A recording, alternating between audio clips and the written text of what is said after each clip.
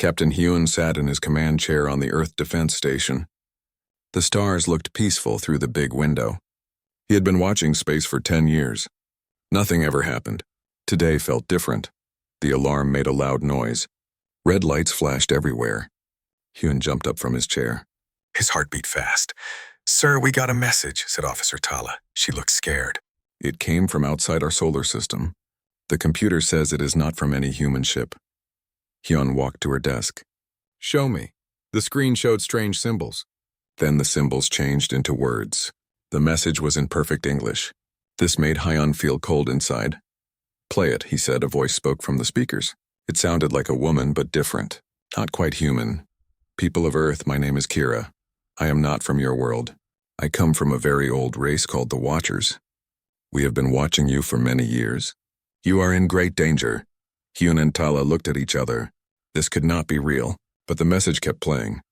"A powerful empire is coming to your world. They call themselves the Dominion. They have destroyed thousands of planets. They have never lost a war. Every species they meet either joins them or dies." The voice paused. Hyun could hear his own breathing. "The Dominion fleet will reach your solar system in 30 days. When they arrive, they will ask you to surrender. Most species give up right away. Those who fight back are killed quickly." Hyun felt sick. "How many ships?" he asked the screen, knowing it could not answer. But the message continued as if Kira heard him. "They will bring 10,000 ships. Each ship can destroy a city. Their shields cannot be broken by normal weapons. Their soldiers are trained from birth to fight. They have been conquering worlds for 10,000 years. Tala grabbed Hyun's arm. "Sir, this has to be fake. Some kind of joke." Hyun shook his head. The computer showed the message came from deep space. No human technology could send signals that far. "But there is something the Dominion does not know," Kira's voice said. "My people have studied humans for decades. We have watched your wars. We have seen how you fight. You are different from other species." The message showed pictures now. Battles from Earth's history. Soldiers fighting against impossible odds. People refusing to give up even when they were losing. Other species are logical. When they see they cannot win, they surrender. This makes sense. But humans do not do this. You fight harder when things get worse. You never give up. Even when giving up would save your lives. Hyun thought about the old stories. The battles his grandfather told him about. Soldiers holding positions they could not win. Ships ramming enemy vessels when their weapons stopped working. "I am sending this warning because the Dominion commander will not listen to reason. His name is Vex. He thinks all species are the same. He has never met humans before." The pictures changed. Now they showed alien ships, huge metal vessels covered in weapons. They looked like flying cities. Commander Vex believes his fleet cannot lose. He has good reasons to think this. No species has ever defeated the Dominion, but no species has ever been like humans. Kira's voice became serious. "When the Dominion arrives, they will demand surrender. Do not give in too quickly, but also do not think you can win a normal war. You cannot match their technology. You must find another way." The message showed more pictures. Humans building things, fixing broken machines, working together during disasters. Humans are clever. You solve problems other species cannot solve. You work together when you must. You fight in ways that seem crazy but somehow work. Hyun watched the screen carefully. This alien, this Kira, seemed to know humans better than most humans knew themselves. "I am sending technical data about Dominion ships and weapons. Study it carefully. Look for weaknesses. There are always weaknesses if you know where to look." New files appeared on the computer. Detailed pictures of alien technology. Numbers and measurements that Hyun did not understand. "Remember this. The Dominion has never faced a species like yours. They do not know what humans can do when pushed too far. Use this surprise. It may be your only advantage." The message was almost over. Kira's voice became softer. "My people do not usually interfere. We watch and learn. But humans are special. If you die, the galaxy loses something important. Something that can never be replaced." The screen went dark for a moment. Then Kira spoke one last time. "Be ready. Be smart. Be human. And maybe, just maybe, you will do something no species has ever done before." The message ended. The command center was quiet except for the hum of machines. Tala spoke first. "Sir, what do we do?" Hyun stared at the data files Kira had sent. So much information about alien ships and weapons. It would take weeks to study it all. "Call Admiral Young," he said. Get me a direct line to Earth Command, and wake up every scientist we have. You believe the message? Tala asked. Hyun looked out at the stars again. They did not look peaceful anymore. Somewhere out there, an alien fleet was coming to destroy his world. 30 days, he said. If this is real, we have 30 days to prepare for a war we cannot win. He turned to face his crew. They all looked scared but ready to work. But maybe, he said, thinking about Kira's words, we do not need to win the war they expect us to fight. Maybe we need to fight a different war. A human war. The alarm stopped ringing. The red lights turned off. But everyone knew this was not the end of the emergency. This was just the beginning. In space, far beyond where human eyes could see, Commander Vex received a report about the message to Earth. He laughed when he read it. Warnings from the Watchers meant nothing to him. Every species thought they were special. Every species was wrong. He had crushed 1,000 worlds. Earth would be no different. The Dominion fleet appeared at the edge of Earth's solar system exactly 30 days later. Their ships blocked out the stars. Admiral Tala stood on the bridge of the Earth defense ship Guardian, watching the alien vessels through the main screen. How many? She asked. Computer counts over 12,000 ships, said Captain June from his position at the weapons station. Some of them are bigger than our space stations. Tala felt her hands shake. She made them stop. Her crew needed to see her stay calm. Any word from Earth Command? She asked. Admiral Young says all defense fleets are ready, reported Officer Nam. But sir, our biggest ships look like toys next to theirs. Through the communication system, a new voice spoke. It was deep and powerful. The voice of something that had never known defeat. Primitive species of the third planet. I am Fleet Commander Zeth of the Dominion Empire. You will surrender your world immediately. Tala activated the ship's communication system. This is Admiral Tala of the Earth Defense Force. We are ready to talk. Commander Zeth's laugh came through the speakers. It was not a happy sound. There is nothing to discuss. Your species will join the Dominion Empire or be destroyed. You have 1 hour to decide. The communication cut off. Tala looked at her crew. They all waited for her orders. On Earth, Dr. Mina worked in her laboratory. She studied the data that Kira had sent 30 days ago. The information about Dominion biology was strange and frightening. They are not just one species, she told her assistant, Dr. Lee. They are dozens of species working together. When they conquer a world, they take the best parts of that species and add it to themselves. Dr. Lee looked at the pictures on the screen. You mean they change themselves? Yes, look at this. Mina pointed to a diagram. Their soldiers have the strength of the Kador species, the speed of the Vent, and the intelligence of the Zur. They take the best from everyone they defeat. That's why they never lose, Lee said. They get stronger every time they win, Mina nodded. But there might be a weakness. When you combine so many different biologies, sometimes things go wrong. We need to find those weak points. Back in space, the human defense fleet waited. Captain June commanded the experimental ship Defiant. It was Earth's newest and most advanced vessel. Compared to the Dominion ships, it looked like a child's toy.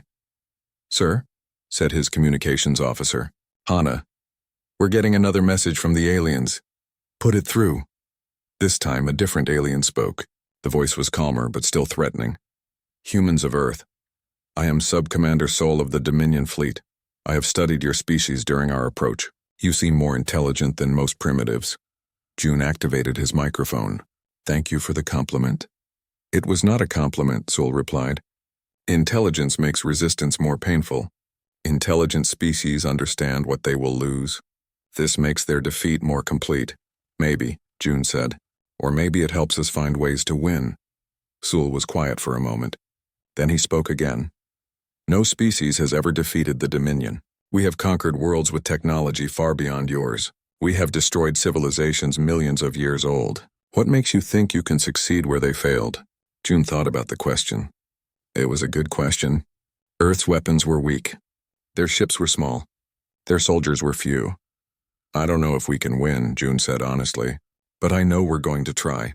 Why? Sol asked. Why throw away your lives for nothing? Because it's not nothing, June replied. It's everything. The communication ended. In his command ship, Sol studied the human response. It made no logical sense. These humans knew they would lose. But they planned to fight anyway. This bothered Sol. In all his years serving the Dominion, defeated species always followed the same pattern. First they were angry. Then they were scared. Then they tried to negotiate. Finally, they surrendered. But these humans seemed to skip all the steps and go straight to determination. This was new. Commander Zeth read Saul's report and dismissed it.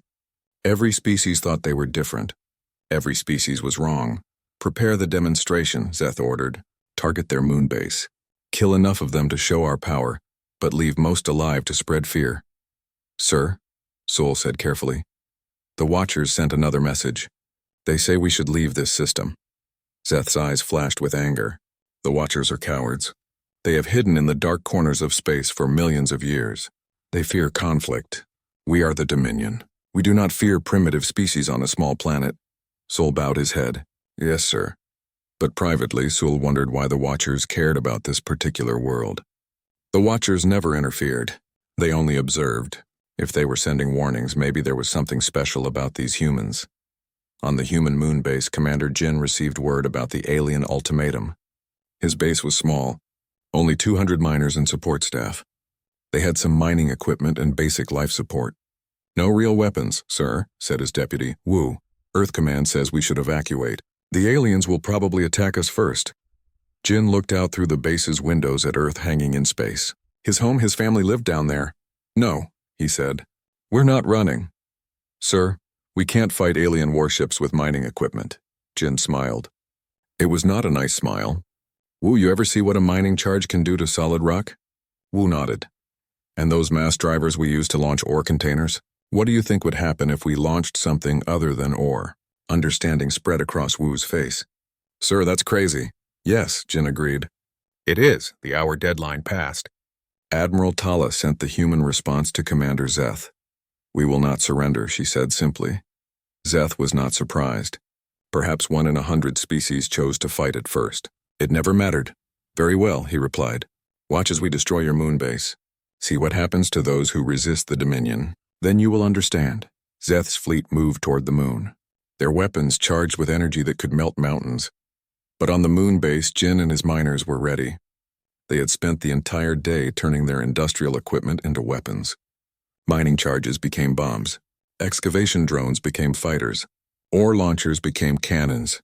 Remember, Jin told his people over the communication system, we can't destroy their ships, but we can make them pay for every meter they take. The Dominion attack ships approached the moon base.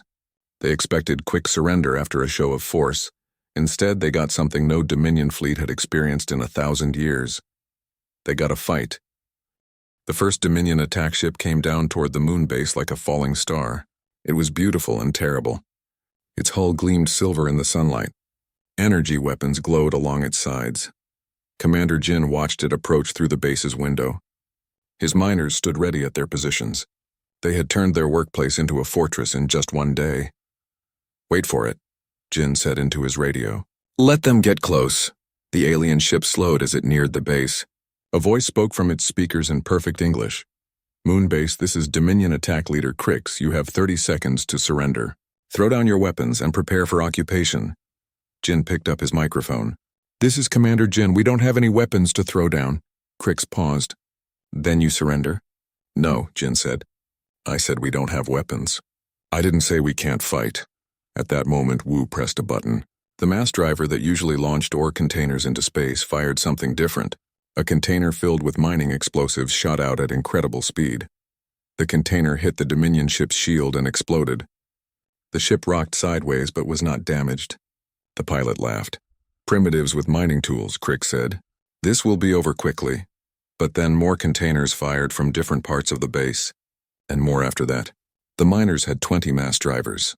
All of them were firing now. Each explosion did no damage. But they kept coming, fast and constant. The Dominion pilot had never seen anything like it. What are they doing? Crix asked his crew. These weapons cannot hurt us. His weapons officer looked confused. Sir, they know their attacks are useless. But they keep firing anyway. More Dominion ships arrived to help. The human defenders switched tactics. Mining drones, normally used to dig tunnels, flew out of hidden launch bays. They were small and fast. The drones carried mining charges. They flew straight at the alien ships and exploded against the shields. Again, no damage. But now there were hundreds of small explosions all around the Dominion fleet. "Sir," the weapons officer said, "this is annoying. Permission to destroy the base?" Crix nodded. "Fire." The energy beam from the Dominion ship hit the main building of the moon base. The structure exploded in a cloud of metal and dust. Surely the humans would surrender now. Instead, more mass drivers fired from hidden positions. The miners had spread their weapons all over the lunar surface during the 30-day preparation period. "How many weapons do they have?" Crix demanded. Back on the main Earth defense fleet, Admiral Tala watched the battle through long-range sensors. The moon base was being destroyed piece by piece, but somehow the defenders kept fighting. "They're buying us time," Captain June said. "Jin and his people are making the aliens work for every meter." Dr. Mina contacted the fleet from her laboratory on Earth. "Admiral, I've been studying the data from the moon battle. Something interesting is happening." "What do you mean?" Tala asked. "The aliens are getting frustrated. Look at their attack patterns. They're using more and more firepower for a target that should have been destroyed in minutes." Tala studied the tactical display. Mina was right. The Dominion ships were firing continuously now. They had brought in heavy cruisers to destroy what should have been a simple mining base. They're not used to this, Tala realized. They expect quick surrender or quick victory.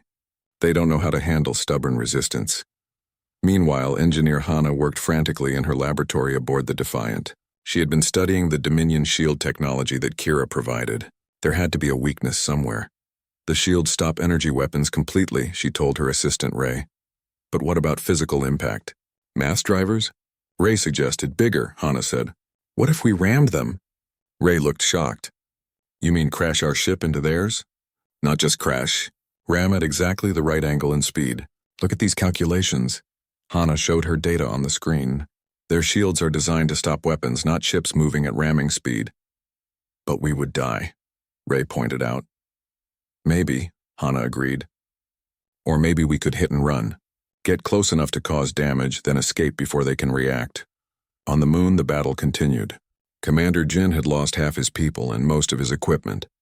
But the miners kept fighting from hidden bunkers and tunnel systems. The Dominion fleet had grown to 30 ships, all focused on one small moon base. Commander Zeth was becoming angry. "Status report," he demanded from Crix. "Sir, the base is 90% destroyed, but scattered resistance continues.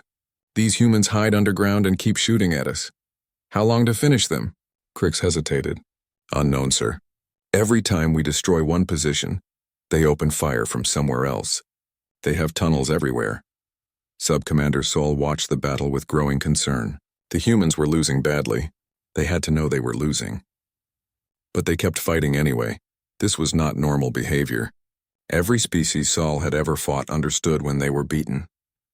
They tried to save what they could and surrender with honor. But these humans seemed to think that fighting itself was more important than winning. They were willing to die for no logical reason. Sol sent a private message to the Watcher named Kira. "Why do humans fight when they cannot win?"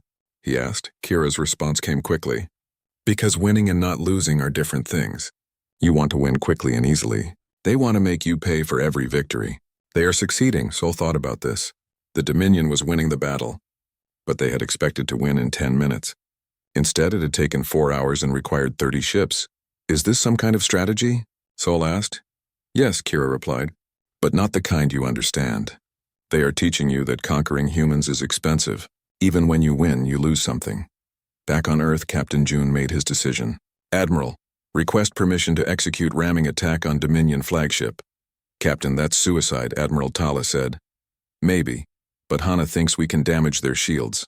Even if we can't win, we can show them that humans don't give up easily." Tala thought about the miners on the moon. They were still fighting even though their base was destroyed.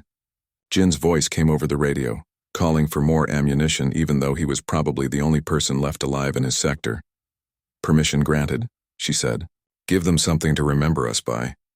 The Defiant turned toward the massive Dominion flagship. It was a ship the size of a city. The Defiant was smaller than most of its weapon turrets, but June pushed his engines to maximum power and aimed straight for the alien ship's center. As he accelerated, he thought about what Kira had said. Humans were different. They fought past the point where fighting made sense. Maybe that difference would matter. Maybe being human was enough. In his flagship, Commander Zeth saw the small human ship approaching. He laughed. One ship against my entire fleet? These humans are truly insane. But as the Defiant came closer, Zeth stopped laughing. The ship was not slowing down. It was not firing weapons. It was just coming straight at him, faster and faster. For the first time in his career, Commander Zeth felt something he had never experienced before. He felt worried. The Defiant hit the Dominion flagship at full speed. The impact shook both ships. Sparks flew across the alien bridge. Commander Zeth was thrown from his chair. "Damage report," he shouted. "Shield generators offline in sectors 7 through 12, his engineer reported. "Hull breach on deck 15. Minor structural damage throughout the ship." Zeth stared at his screens in disbelief. A tiny human ship had actually damaged his flagship. This had never happened before. "How is this possible?" he demanded. "Sir, they hit us at exactly the right angle to disrupt our shield frequency," the engineer explained. "It was like they knew our technology."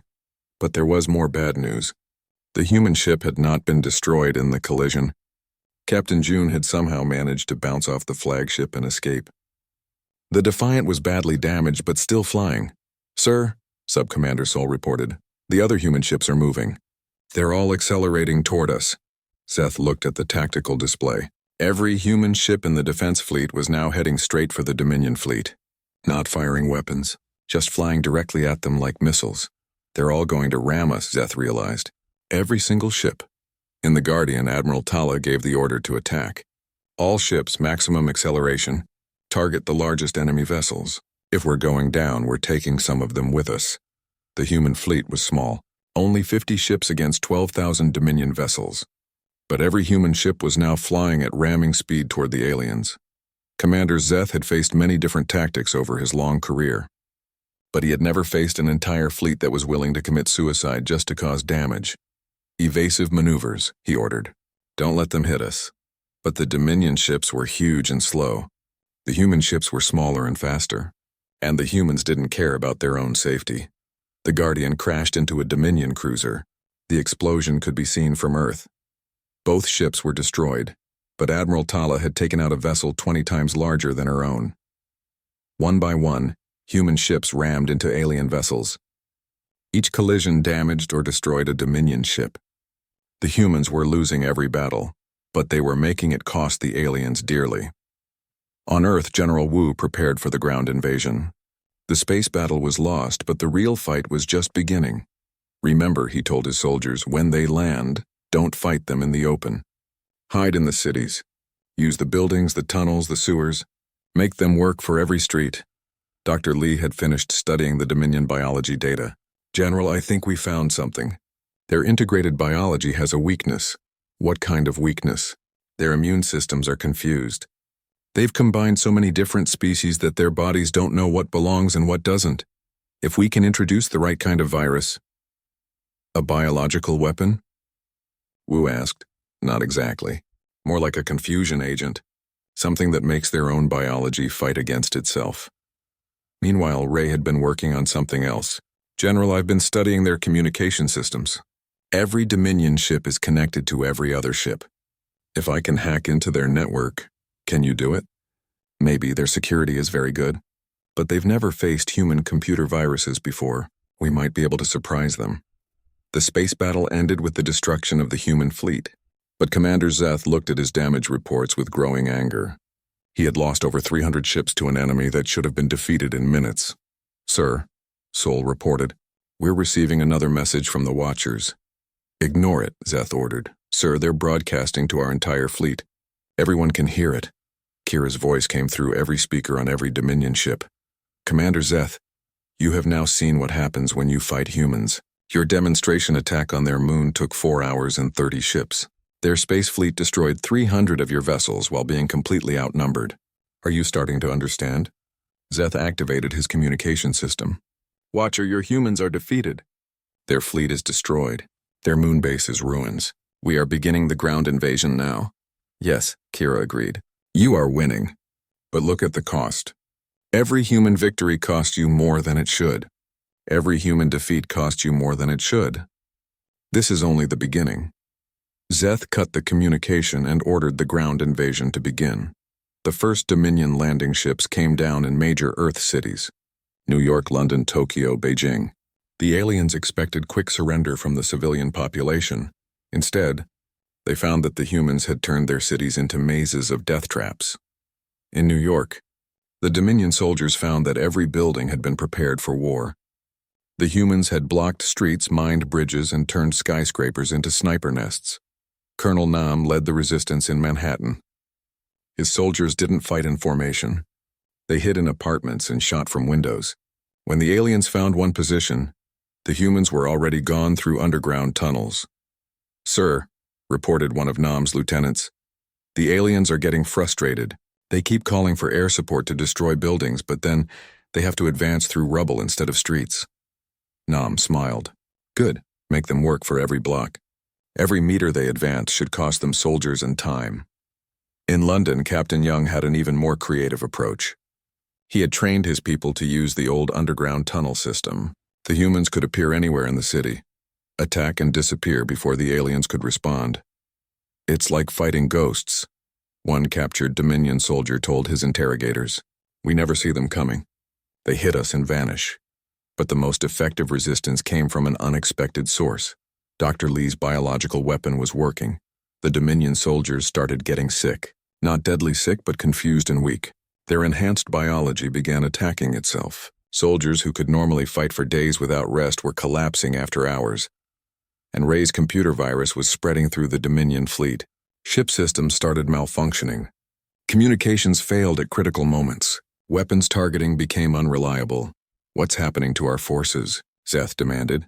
"Sir, we're experiencing technical difficulties throughout the fleet," Sol reported. "Also, our ground forces are reporting higher than expected casualties." "How much higher?" Sol hesitated. "Sir, we've lost more soldiers in one day on Earth than we lost in our last 10 conquests combined." For the first time in his career, Commander Zeth began to doubt. Maybe the Watchers had been right. Maybe humans were different. But his pride would not let him admit defeat. "Send in the heavy assault troops. Deploy the battle mechs. Crush this resistance." "Sir," Sol said quietly. "What if the resistance just gets stronger?" Zeth glared at his subordinate. "It won't, it can't. We are the Dominion. We always win." But deep in his heart, Zeth was no longer sure that was true. On Earth, the humans prepared for the next wave of attacks. They had lost the space battle and were losing the ground war.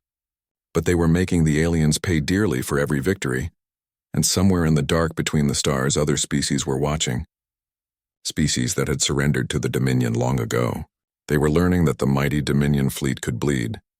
For the first time in 10,000 years, the Dominion Empire faced something it had never encountered before. An enemy that refused to accept defeat, no matter what the cost. 6 months had passed since the Dominion invasion began. What should have been a quick conquest had become a nightmare that spread across the galaxy. Commander Zeth stared at reports from dozens of worlds. Rebellions were breaking out everywhere. Species that had been peaceful Dominion subjects for centuries were suddenly fighting back. "Sir," Sub-Commander Sol reported, "we're getting uprising reports from the Keth system, the Noral colonies, and the Outer Rim territories. They all started after news of our Earth campaign reached them." Zeth crumpled the reports in his clawed hands. "How is this possible?" "These species have been loyal for generations. Sir, they've learned that the Dominion can be hurt. The humans have shown them that resistance is possible. On Earth, the war had become a grinding battle for every city, every street, every building. The Dominion controlled most of the major cities, but they couldn't control the people. General Wu led the resistance from hidden bunkers under New York. His soldiers had become experts at invisible warfare. They struck from sewers, abandoned buildings, and rooftops. They used captured alien weapons and improvised explosives. "Sir," reported Captain Bow, "our computer virus has infected 60% of the Dominion fleet. Their ships are having system failures every day."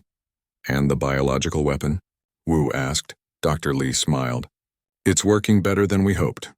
Dominion soldiers are getting sick faster than their medical teams can treat them. Some units are at only 50% strength. But the humans were paying a terrible price. Earth's cities were in ruins. Millions of people had died. The planet's surface was scarred with battle damage. Yet somehow human resistance was getting stronger instead of weaker. In space, the situation was even worse for the Dominion. Their fleet was falling apart from within.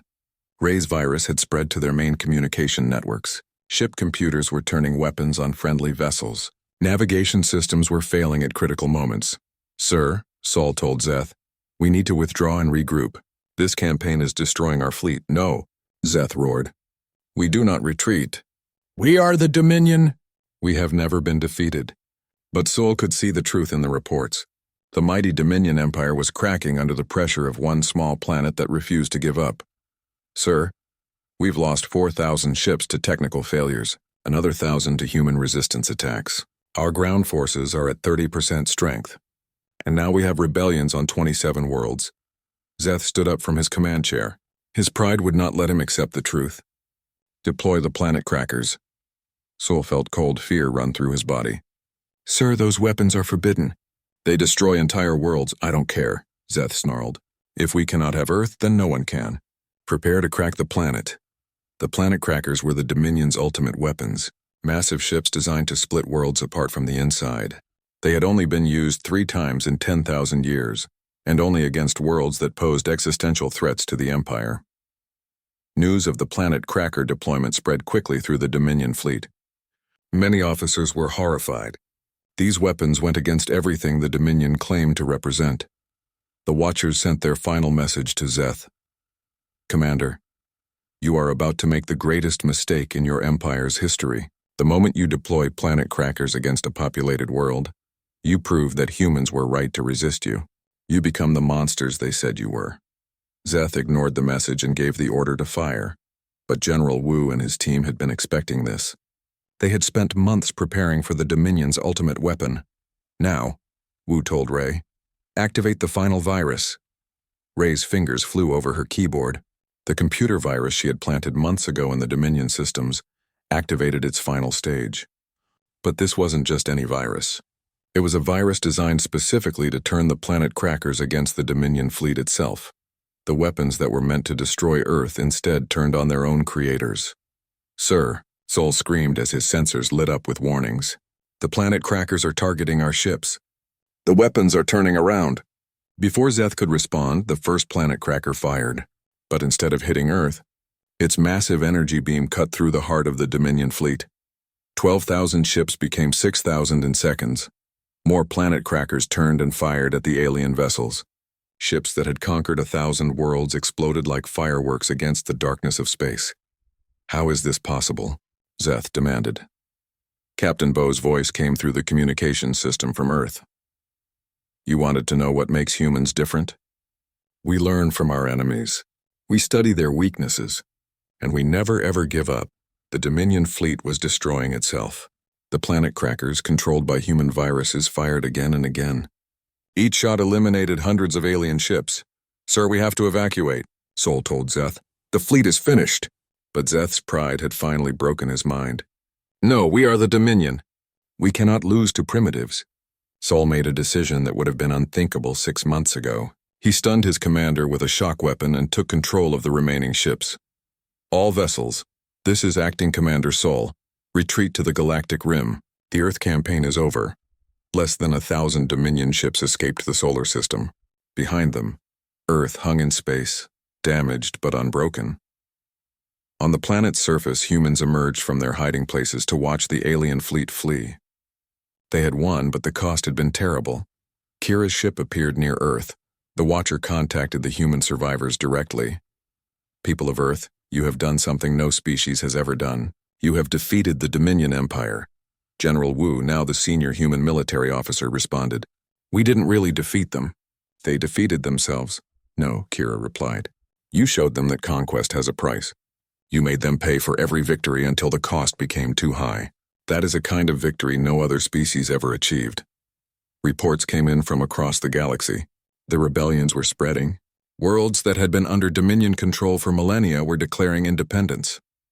The empire that had ruled for 10,000 years was falling apart. "What happens now?" Wu asked. "Now you rebuild," Kira said. "And the galaxy learns that freedom is possible. That tyranny can be defeated. That sometimes refusing to surrender is the greatest victory of all." Years later, historians would study the Battle of Earth. They would try to understand how a small planet defeated a galactic empire. The answer was simple but profound. The Dominion had conquered species that fought to win, but humans had fought to make their enemies lose. They had turned the Empire's own strength against itself through pure stubborn determination. The warnings had been clear. The Watchers had told the Dominion exactly what would happen, but pride had made the aliens deaf to wisdom. In the end, it wasn't superior technology or clever strategy that destroyed the Dominion Empire. It was their own arrogance and humanity's refusal to accept the inevitable. The galaxy would remember, Earth is the world that taught an ancient truth.